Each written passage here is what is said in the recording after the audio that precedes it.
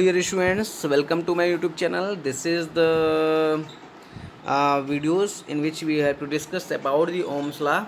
Okay, now last time we have discussed about the electric current. Okay, as you all know that the electric current is totally dependent on the how much potential difference in the conducting wire is the two how much electric potential difference having in the two terminal end of the conducting wire. Okay, तो simply ये तो हमें पता है कि जो simple सी बात है, जब करंट फ्लो करता है वो टोटली डिपेंड होता है potential difference across the conducting wire.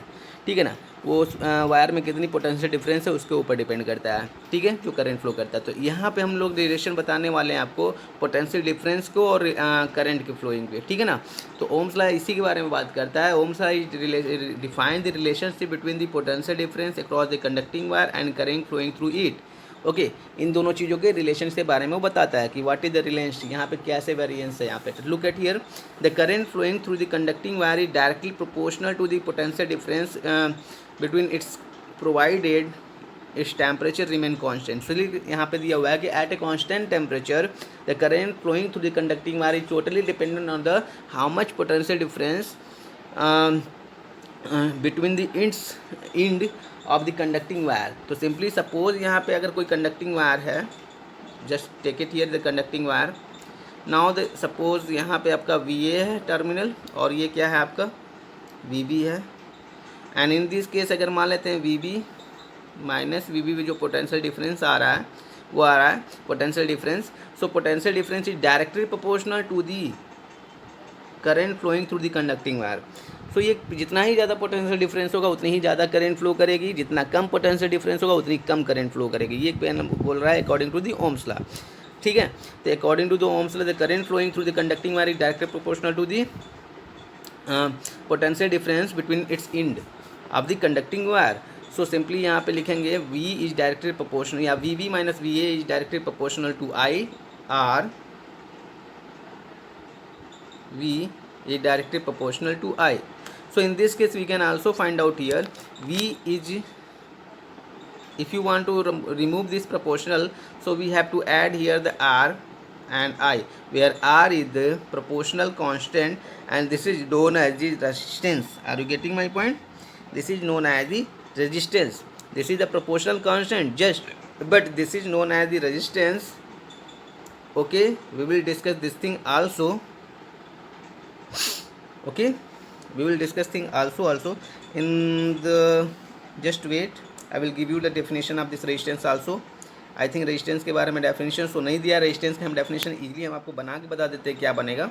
now look at here, यहाँ पे दिया हुआ है whereas the resistance is called resistance or the given metallic wire at a given temperature. so resistance is nothing but this is the property of that wire in which current flowing through the conducting wire. Okay, तो simply यहाँ पे क्या होता है resistance, that is nothing but this is the property of any object. Okay, so इसको कैसे calculate करेंगे? the resistance is totally dependent on the ratio of the potential difference and electric current, because we know that the V is equal to IR.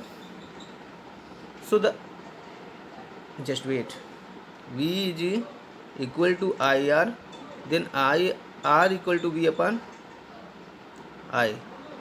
तो resistance is totally equal to the ratio of the potential difference and electric current flowing through the conducting wire. Okay, तो यहाँ पे क्या होता है R is equal to V upon I. तो ये हम R भी फाइंड आउट कर सकते हैं when you have to find out here the, अगर हम लोग को ये दो चीज़ें पता हो, अगर पोटेंशियल डिफरेंस पता हो कंडक्टिंग वायर का और करंट पता हो उस कंडक्टिंग वायर का, तो हम उसकी रेजिस्टेंस भी मेटलिक की पता कर सकते हैं कि उसकी रेजिस्टेंस कितनी है मेटल वायर की. Are you getting my point?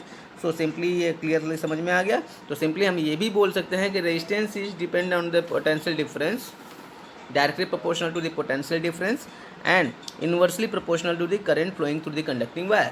तो सिंपली यहाँ पर रेजिस्टेंस कितना अगर ज़्यादा होगा तो पोटेंशियल डिफरेंस ज़्यादा होगा तो रेजिस्टेंस भी ज़्यादा होगा. ठीक है, are you getting my point? अगर जैसे जैसे पोटेंशियल डिफरेंस बढ़ेगा वैसे वैसे रेजिस्टेंस बढ़ेगा, और जैसे जैसे क्या होगा इलेक्ट्रिक करंट ना कम होगा उस केस में आपका रेजिस्टेंस आपका बढ़ेगा, और इलेक्ट्रिक करंट अगर इलेक्ट्रिक करंट अगर कम होगा तो उस केस में रेजिस्टेंस क्या होगा आपका ज़्यादा होगा, और अगर इलेक्ट्रिक करंट ज़्यादा होगा तो उस केस में रेजिस्टेंस क्या होगा आपका कम होगा. यही बोल रहे हैं यहाँ पे. तो इस केस में क्या होता है the current is inversely proportional to the resistance. तो सिंपली हमने ये दो चीज़ें अंडरस्टैंड करिए what do you mean by the Ohm's law. Ohm's law ने क्या बताया था, रिलेशनशिप बताया था between the potential difference and current. And after that हमने क्या डिस्कस करा है यहाँ पे, रेजिस्टेंस को डिस्कस कर लिया। And just resistance is equal to what, V upon I. And look at here, एक और पॉइंट हमें बताना ही था, यहाँ पे भूल गए थे।